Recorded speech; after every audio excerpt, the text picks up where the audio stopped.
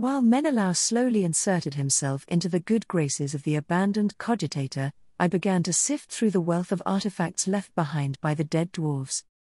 An entire squad of 5 dwarves wearing exo-armor suits, each with a different main weapon and 2 types of melee weapons as well, from 2 heavy_plasma_axe and 3 models of a concussion_weapon called concussion_gauntlet. They all had a shield_crest on the armor, which didn't even require psyker powers to use. The armor suits will need to be swiped clean of organic remains, but they appeared functional. But the most interesting find was a working vulcanite_disintegrator weapon, something not even custodes had for their protection of the Emperor. Find the vulcanite tech in the database. I sent to my librarian's son, who was getting lost among millions of data files and old records inside the mind maze of the Nostari Fane.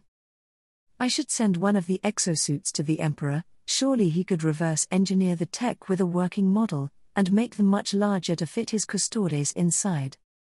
As for the rest, I would have 3 priceless relics from the dark age of technology to trade with a major forge or 3, while the last one I will keep for Speranza, my friendly neighborhood AI partner, who should be able to also reproduce a working design for the old times. I did remember a few scraps of knowledge about Speranza, which is how I managed to locate and retrieve the Ark itself from Palomar, with the help of explorer Margus Gyron. And while thinking of him, a buried memory surfaced about the Spirit_of_Eternity, another ancient vessel that contained a large STC database. There might be another such ship called the _blade_of_infinity, which vanished some 20,000 years ago in the warp. Speranza should know more about this subject, and perhaps be able to locate them and convince them to join. It wants to adopt me as its kin first? Menelaus asked, a bit wary. Of course. We will protect it, and it will help us grow. But you have to be its Grimner. I explained with a smirk. When I created my first librarians, they had only the basic tech learning as every blank received. It was expected they would deal with psychers and diamons and Nurgle plagues, not ancient cogitators filled with STCs. The Inquisitors had helped train them in mental powers and controlling the warp, something much safer for the students in their case, as they had the blank protection to survive minor mishaps. Done. I am now a Grimner of the Lancefire kin. Menelaus announced proudly with a data packet on the Mind Impulse implant. Poor boy. Now he will have to spend 3 whole days inside the time field and learn all he could about technology. About 100 years of brain-scraping magi tech theory, with some real science as well from the Retribution University's curriculum. Good. Found the Volkite guns yet? I asked, hopeful. There is a Volkite pistol and a rifle schematic. Father. This is an original STC. He exclaimed loudly in my mind, so I drew him out from the Nostari Fane prayer platform. Even the Nostari were worshipping at the altar of technology, like Mechonicus adepts, but at least they did have some better STCs and well-maintained ships. I will send you in my labyrinth to learn more about technology. There are some tech marines there to help. See you in 3 days. I announced as I sent young Menelaus in a cruel time prison. At least he won't be as lonely as I was, beside his brothers. Canis glanced at my glove then whined softly. I know, buddy, but not now. There were some trades to be made with Forge World Goth, and I was known for keeping a wolf at my side. Goth Exploratory Fleet. You may approach and investigate the Grail. Maintain all Geller fields at all times. I spoke on my Vox bead, letting the Mechonicus vultures descend on their prey to dismantle and analyze any useful tech they could find on the planet or in orbit. I had already obtained more than I even hoped for. Compliance achieved, Lord Lancefire. You may proceed towards Forge Goth and complete your favor with the Fabricator. The exploratory Margus sent back, then simply ignored my fortress and sped forward for his loot. I wished to return closer to the Pharos. We are beyond my brother's overwatch here, Lash said in a shy tone. Maybe worried. But I never been to this sector. And I hear there is a Hellforge called Cyclothwraith somewhere around. Can't have a crusade and not even demolish a single planet. I replied with an inner smirk. I did need to have some results to show for, and not simply fly around with a suspicious fleet of 100 capital ships and a giant black stone fortress. Plus my blank Lamenta Marines did need more real practice. As did the Primaris Mourners hidden in the Tesseract. At accelerated speed, the Mourners could complete their Astartes training and even achieve some competence with weapons or tactics, but only war was the true test. You want to defang me again? Lash realized with a startled voice. Can't make a phase blade any other way. But I would be glad if you have the STC for more phase blades. You could keep your teeth. I proposed in a relaxed tone. Damn primitives. Your ancestors had decent technology, but how far you've fallen. How many teeth, this time? Lash asked in a disgusted voice. So there wasn't a Catan STC for such a blade, not that I expected it. How many wasp souls did you feed on here at Grail? Billions? I asked instead. Grr. Fine, 500,000 more blades. And get me more food. The Catan literally growled at me, which was oddly appropriate given his wolf shape.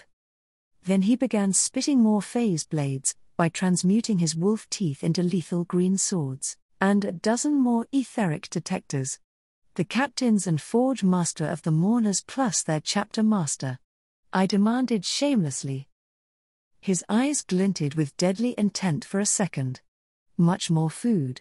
He demanded in return. All ships. Form up on the Black Lament. We'll visit Forge Goth next. I ordered on the Vox, then sat down to collect my thoughts and pile more Xenos blades in my inventory. I had already started to equip the Auxilia-armed Sentinels with phase blades, but the Mourners would also need such weapons for their own Auxilia. The Primaris were easy enough to equip, from my own armory, but I did just commanded a large replacement order for the Sentinel losses at Stygius and Mobius. 3 days later, Menelaus came out of the Tesseract along with the time-worn tech marines and apothecaries, while my inventory was now richer with 500,000 Catan phase blades. Let's not do this again. My son muttered with a tired voice. We'll soon arrive at Forge Goth. Go and prepare for urban deployment. We can clean up the place while we're there. I ordered with a level voice. Yes, Chapter Master. The entire group yelled a bit excited at the prospect of combat, and release from boring lessons. Menelaus stopped for a second to stare at me and Canis, then focused on Lash at the end. Still a rogue trader at heart, father. He spoke gently on the implant, then ran after his brothers. He knows? I asked Lash, curious. Your Psyker son suspects something.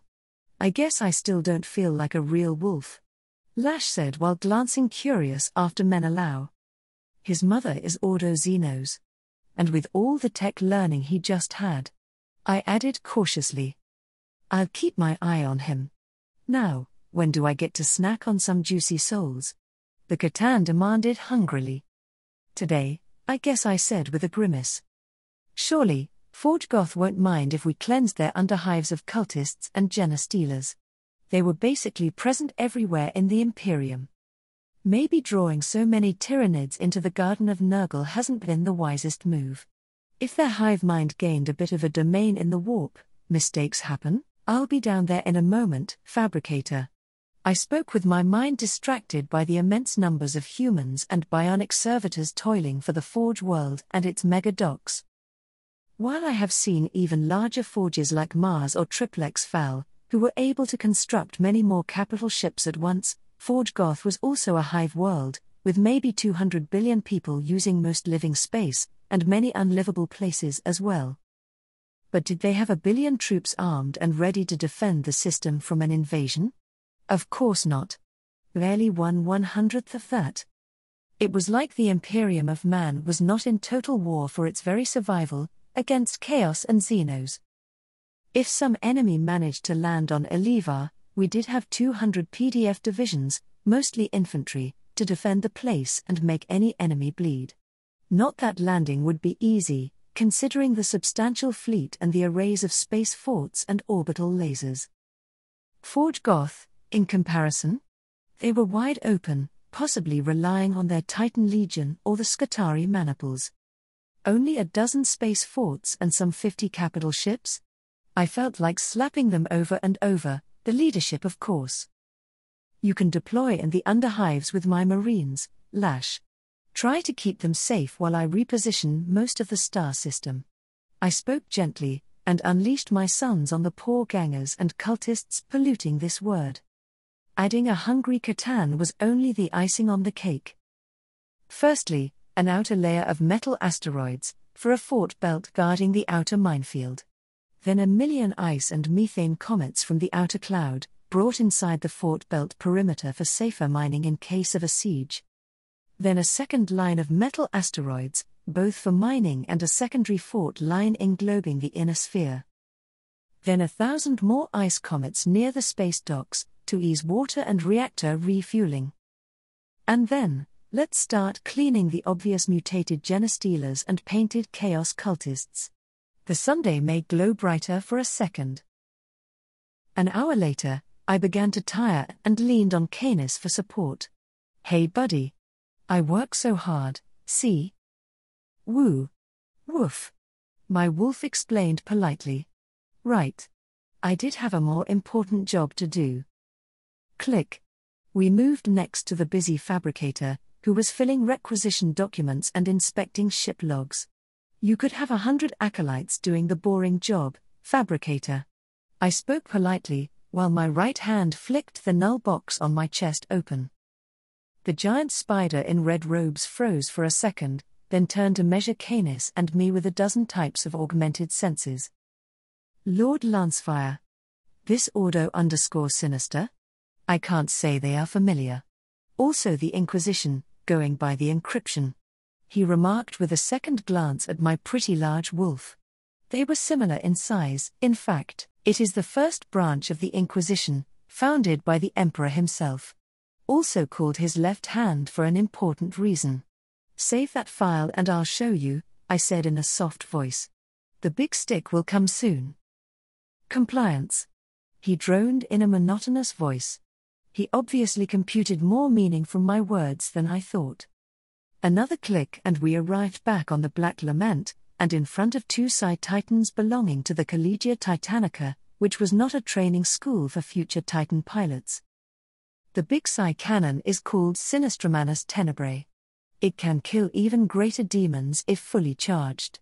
The Emperor built them by hand, I declared a bit proud. There weren't many people who saw such relics, or lived to tell the tale after. I understand Lord Lancefire. The demonstration was not needed, as we did obtain so much from our expedition already. The fabricator said with a slightly awed or greedy gaze at the waiting Titans. You may be satisfied, but I am not. I invested a great deal of trust and valuable resources into this trade, yet I find your forge is pitifully defended and almost overrun with Genestealers and cultists. My space marines are already cleaning your underhives, and some valuable minerals or fort emplacements were relocated in better position. But you will need to work much harder, fabricator. 1 billion troops for defense, and minimum of 10,000 system corvettes for your fleet, I demanded while taking out a set of schematics for corvettes, and even fringe space forts designed by my own hand. And lastly, a planetary mantle reality cage. The Mechanicus in general did have everything just provided, but it wasn't distributed equally or fairly. Some places had many more STCs or tech priests, even STC constructors. Other forges worked only by hand, and wasted billions of work hours to construct and assemble a tank or torpedo.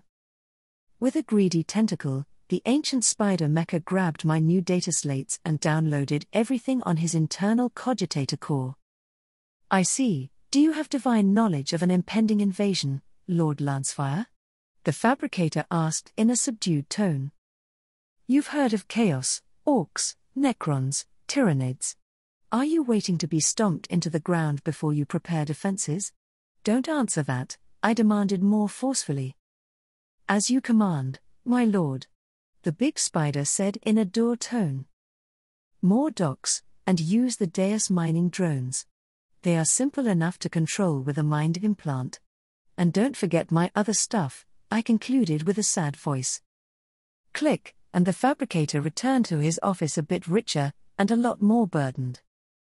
Another click, and the mourners also deployed in another hive city, to begin easy live firing tests on helpless criminals. I just kept watch, while mentally attributing score points and demerits for mistakes. The lamenters were already quite experienced, and could take care of themselves, especially with support from 4,000 tech marines. Gangs and cults on a Forge Worlds did sometimes have an advanced weapon like a bolter or melter gun, so they had to proceed with some caution, but generally it went easy enough. The Terminators had triple multi-lasers as their infantry cleaner, while the other arm held a heavier weapon like plasma cannon. They simply mowed down hundreds of gangers with impunity, although rarely some big mutant appeared that needed a heavy gun to lay down. A few Leviathans already got their demiurge upgrades, making them even more lethal. Iron guns were rather more deadly than simple bolters or lasguns, especially the iron beamers who could fire a long beam of iron subparticles and simply sweep an entire room with one shot. Swoosh! A missile slammed into a Rosarius shield, making my son tumble and fall from a high ledge. Sigh. I flicked my boy back onto solid ground, and behind the missile team. Faye's blade came out, and he took revenge in a slash. Pay attention, Law. I admonished him mildly. This was live training after all. People could get hurt. Using the Primaris blanks against common criminals and gangers may have been overkill, as the criminals soon began to surrender en masse. Even so, as the mourners' captains came to screen the rounded prisoners, once in a while their phased blades would flash like green wings of light, and split open some disguised genestealers, as their new etheric detectors confirmed Type 6 etheric signals, contagious. Lash also had the gift to hunt down more genestealers alongside them, sometimes slapping them around to make them reveal a hidden claw or some other weapon, before crunching their heads like grapes between his jaws. Just kill them, Lash. And find the Genestealer Patriarch. There always is one. I commented dourly. The Catan was a bully as well as a coward, hiding from stronger foes while enjoying torturing poor creatures. I do as my wolf engrams say I should. But yes, maybe that patriarch would provide more enjoyment. He replied while scanning the surrounding for a minute, then flashing away at hyperspeed through the maze of tunnels, leaving behind a trail of dismembered and gored humanoid corpses. I had the sad task of providing cleaning duty, flicking the corpses into Goth's sun. Eventually, the cleansing of Goth ended after a week of mild fighting and 100 minor injuries among the Marines. I did have to give my apothecaries some training too, and the boys a few scars to boost their egos. I was mostly helping the fabricator with logistical problems, moving mountains of metal and relocating ships or Mechanicus personnel at greater speed and no fuel cost. Must have saved the Forge a few decades with my help, as they already organized the first Ragnarok tank factorium, and even used some newly conscripted servitors as assembly line workers, while giant stamp hammers folded plasteel plates into the desired chassis. Is this how you organized the production at Machine Forge 2? The fabricator asked as we observed the results of our efforts, and the first Goth pattern Ragnarok personnel carrier came off the assembly line. Sure, this variant was far easier to make, without the heavy adamantium turret of the tank, nor adamantium tracks. Pretty much, yes. But we also use separate assembly line for each individual parts, like engines and targeting cogitators. Then we gather them at a large assembly plant and simply weld everything together. It takes a bit more work to create the subsidiary factoriums, but the manufacture rates increase greatly. I explained while watching the equivalent of the Ford T assembly line producing another Ragnarok 10 minutes later. It can be done even faster? The Goth's fabricator muttered in surprise.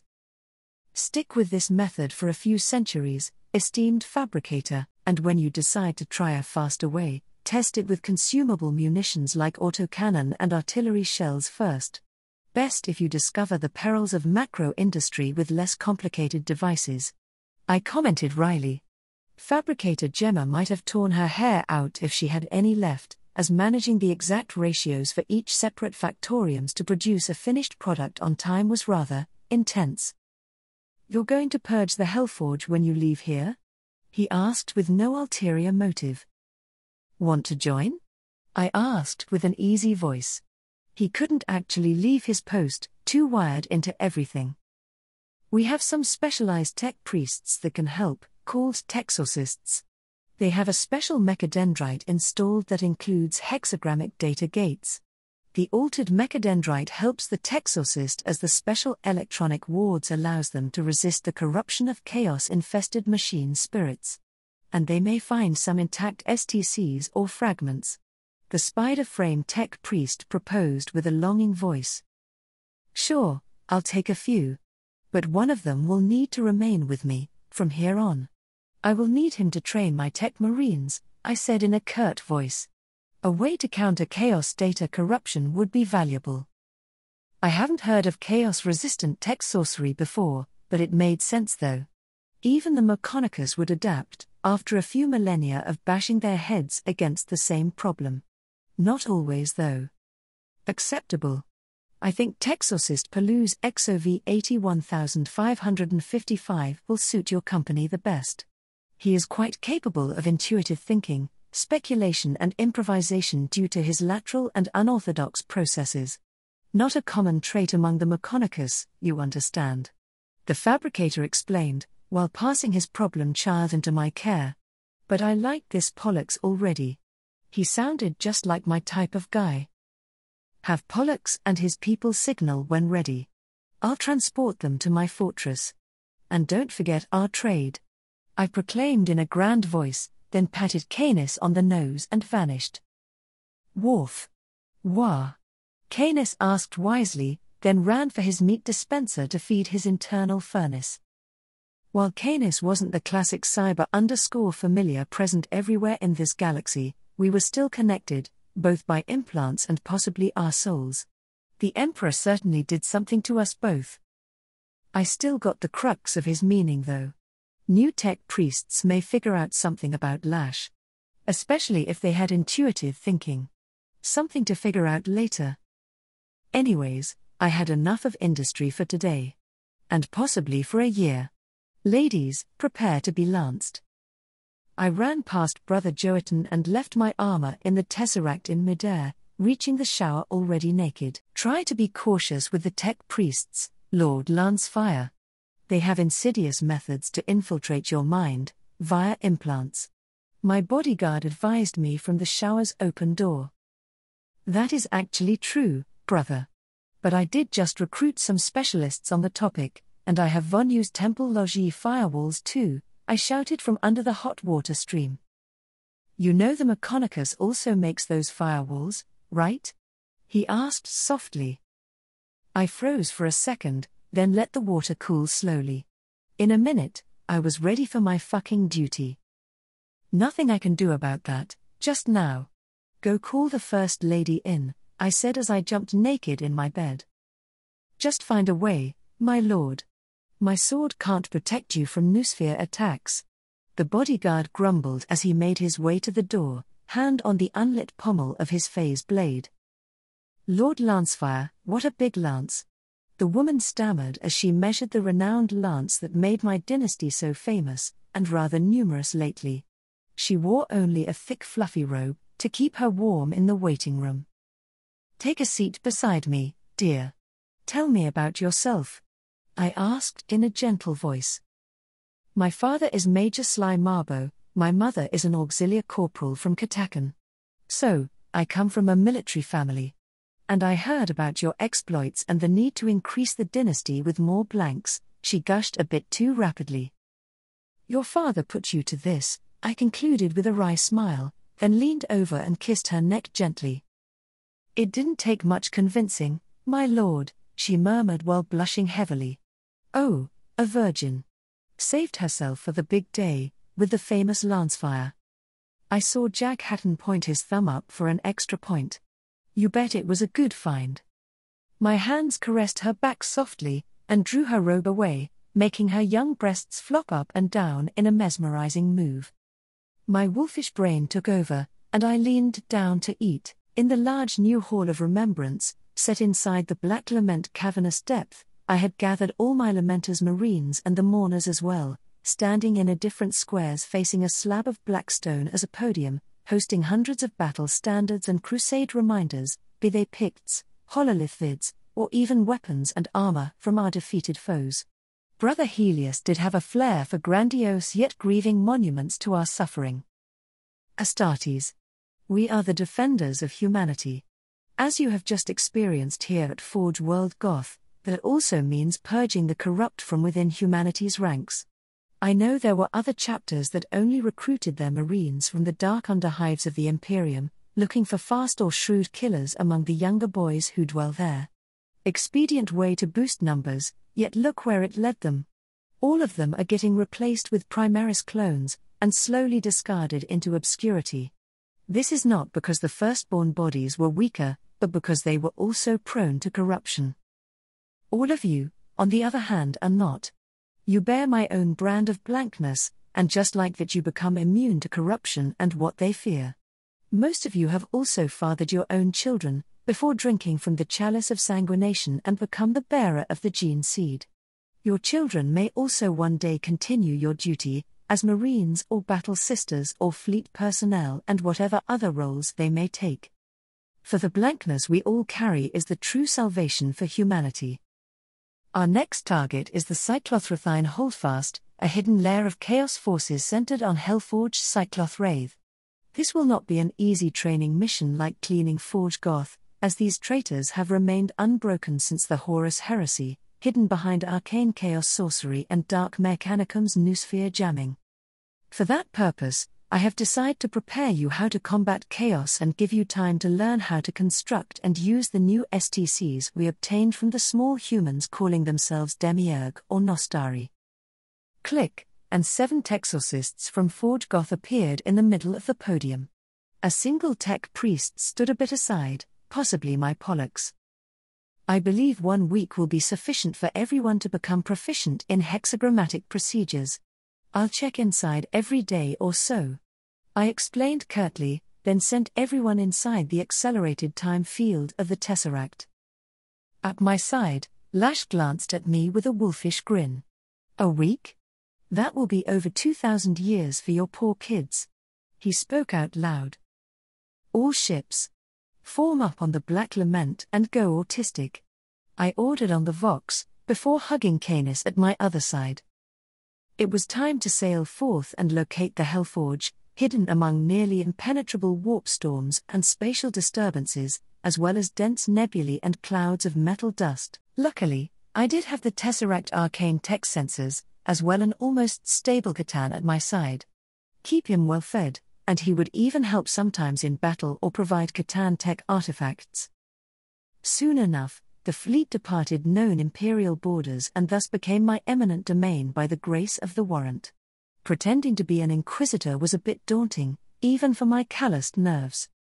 Far better to return to my rogue trader origins, and boldly explore the unknown and the dangerous, for adventure and loot.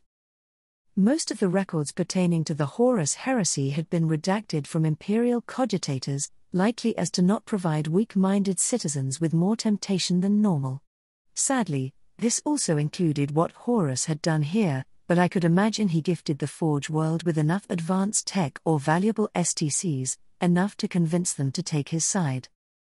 As I walked out from the hall, I met a pair of silent sisters posted as guards, as well as 2 battalions of auxiliary armed sentinels providing some fire support just in case.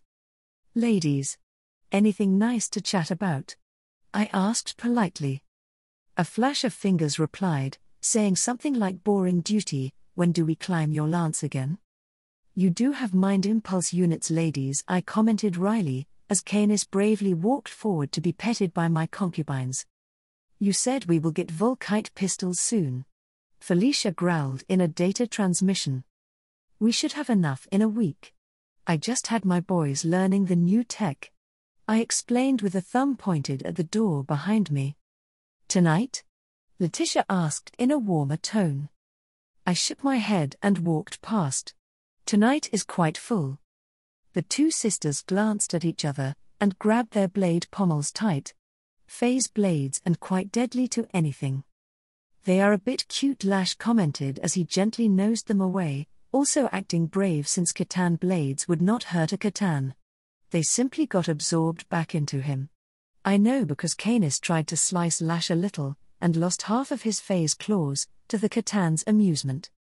Every day, I would enter the labyrinth and spend some time with my kids, monitoring their progress and settling disputes. Even if it sounds incredible, my sons were still human, and centuries of tedious learning in the same company would sometimes create sparks. They also got stronger and better every day, both in body and Astartes' abilities or tactics, but also gaining new equipment as the Tech Marines added more and more advanced demiurge tech to their armor and weapons. By the time the Hell Week passed, many of the Tech Marines had reached either Texorcist level and a dozen even Forge Master level. Master-crafted artifacts were an order of magnitude better than normal ones, so I was quite pleased. The time was not wasted, even if 2,000 years is actually a long time. Forge Goth's tech priests had also advanced greatly, improving their own arsenals with weave shields, and even began to copy the barrier tech warding shields to install them on our librarians. Intuitive thinking may have helped them more than I thought possible. More Terminator tactical dreadnought armors were produced for the mourners, even using some knowledge from the Nostari exo armors to make them more durable. The last day was spent absorbing the tech sorcery lessons as digested by my sons, and installing chaos-proof hexagrammic wards on our armor and weapons, including the Mind Impulse units. Sadly, I also had to modify my own armor and install a special fold to carry my dedicated Chaos Interface Mechadendrite. It just wasn't safe to link directly with any Chaos-infected machine, not even for a blank. Pollux came beside me and measured me from head to toe before grunting a single disgusted word. Passable. Still better than a failure, I guess. I love you too, Pollux. Now, we're close enough to the Hellforge. You think we're ready? I asked with a nod at my Astartes.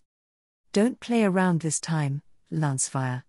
There's a strong reason why the Imperium didn't manage to conquer the C++ holdfast for 12 millennia.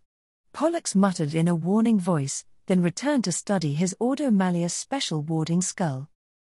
I nodded gravely and gently brought everyone out from the Tesseract.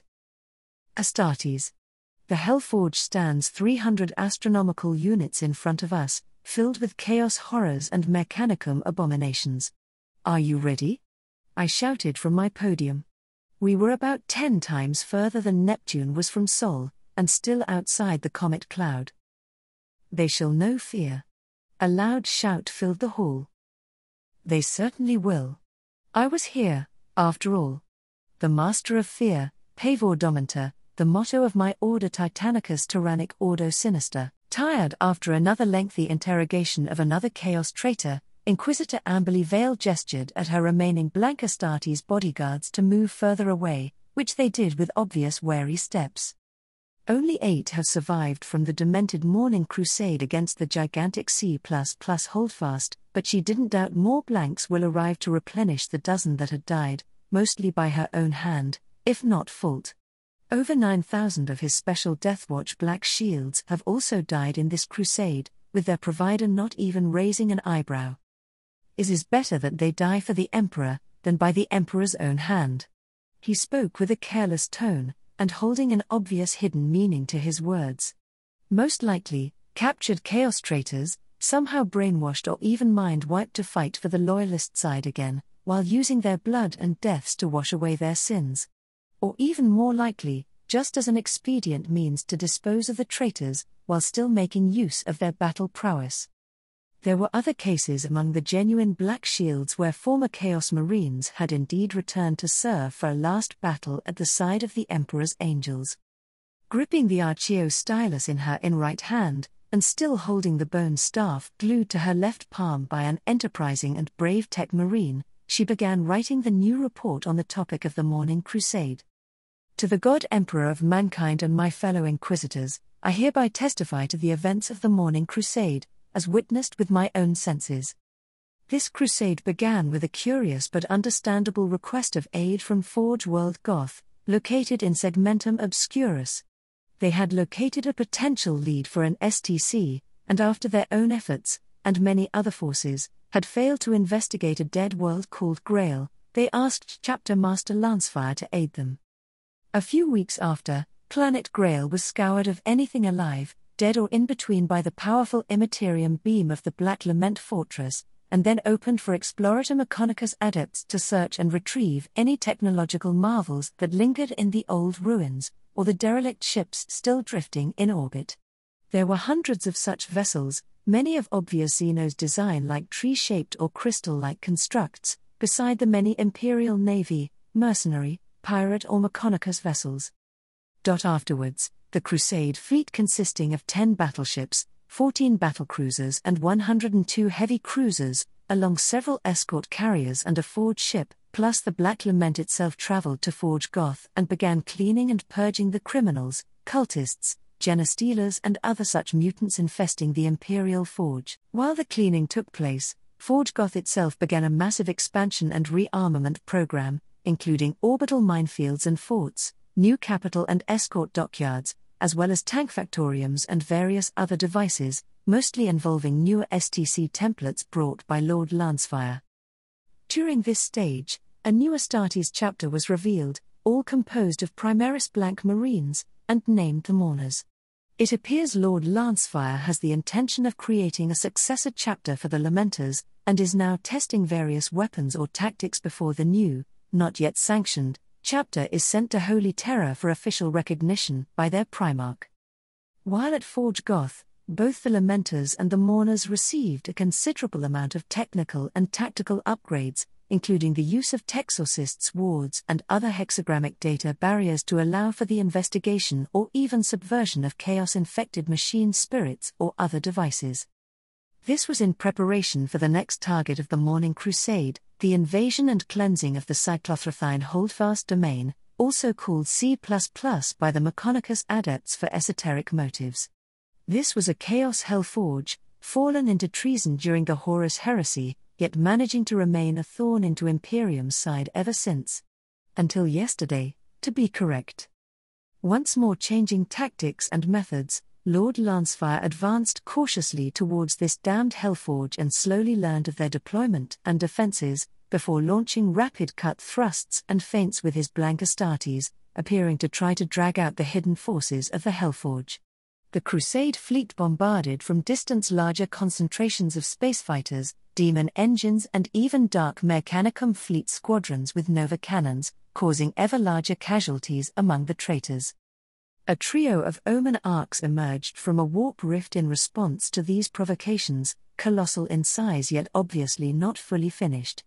After the Black Lament scoured them of any souls with the Immaterium beam, the arcs were captured and towed away for investigation, revealing astonishing STC devices or arcane Archeotech cogitator and FTA communication systems, now called quantum calms, as well as probability-based targeting cogitators or counter-ballistic teleportation batteries, similar to the already known Forge Riser's teleportarium deflectors. After this part of the crusade was over, Lord Lancefire continued with a meticulous and organized assault on the Hellforge itself, shattering its sentient minefields, demon-infested forts and the bird-decorated dockyards and other chaos symbols, which foreshadowed further events. Soon, the drop pod rain secured landing sites onto the surface of the Hellforge. The Astartes and their auxiliary units, only armor and walker elements, also descended in force and began driving back and slaughtering chaos cultists or the lower-level demon engines warped from old tanks or walkers from Horus Heresy times. By the grace of the Emperor, and their own weave shields, iron beamers and phase blades of the Astartes, the corrupted servants of chaos could not stand to, or even damage the crusade troops. Things appeared to go well enough, so I also deployed on the ground, to help with speeding up the cleansing. It was then the chaos trap was revealed, as hundreds of warp rifts opened to disgorge perhaps 1 million chaos space marines, as many as all Astartes in the Imperium, with thousands of infected tanks, knights and titans in support. Not only that, but 9 greater demons lead these chaos forces against only 2 Astartes chapters, and their support. From here on, fighting became intense and deadly in the extreme, with cataclysmic weapons used by both sides, including psyker spells and abilities. 2 of the Emperor's own Psi Titans held the greater demons back, and even killed 3 with their powerful Psi cannons, when arch-traitor Ahriman arrived as well, leading a band of elite Chaos champions and a Nurgle shard bound with warp fire flames. They attacked with relentless ferocity, straight towards my own position. I engaged the arch-traitor in psyker duel, but he was proven far stronger. My bone staff was ripped from my hands, unleashing my own uncontrolled psyker powers, which caused massive damage to my own bodyguards and nearby auxiliary troops. Under the demented laughs of the Chaos Sorcerer, my lightning scourging expanded to continent-wide scale, killing everyone not protected, and many of those protected as well. Of course, I tried to focus my power onto the enemy, and eventually I did manage to, but the worst was already done. A system-wide blankness covered the C++ holdfast, while Silent Sisters emerged to dispatch the remaining greater demons and many Chaos Lords and Sorcerers. It was still not enough. Only the arrival of over 12,000 Black Shield Space Marines drew the battle to a draw. Even then, over 9,000 of them died in warp flames or Titan-level firepower, despite their new weave shields and Volkite rifles. Sister Stern released her demonifuge powers on the Nurgle shard, causing it to scream in pain, and contract into a small ball of leaking pus, which eventually boiled away. I am convinced this Nurgle shard was permanently killed, yet I cannot explain how. I just know. Then again, Alpha Plus powers are rather difficult to explain. Then suddenly everything ended. All the Crusade troops vanished, and then the traitors as well, leaving only Lord Lancefire to face the arch-traitor face-to-face, while still flanked by his 2 Fenrisian wolves. "Why aren't you running?" Lord Lancefire asked in a curious voice, as he drew a pistol and fired a dark beam, Xenos tech, at Ahriman, blowing off his right arm. Staring at his missing arm, and then at the rising sun, the Chaos Sorcerer just sighed. "I hope to ambush you in turn, Lancefire. But the dawn of war is yet to come." He spoke with a sad voice, then crumbled once more into empty armor parts. It seems the entire Chaos army was somehow teleported into the sun by Lord Lancefire, while the Crusade troops were returned to their ship barracks to heal or recover. Now I know why Lord Lancefire always said he tries not to cheat. All the deaths and sacrifice of troops and effort, replaced by a single snap of his fingers. It makes victory meaningless. Further updates to come as the crusade continues. Amberley Vale, Holy Inquisitor for Ordo Xenos and Ordo Astartes. Thought for the day: the meaning of victory is not the defeat of your enemy but his utter destruction, to eradicate him from living memory, leaving no remnant of his endeavors.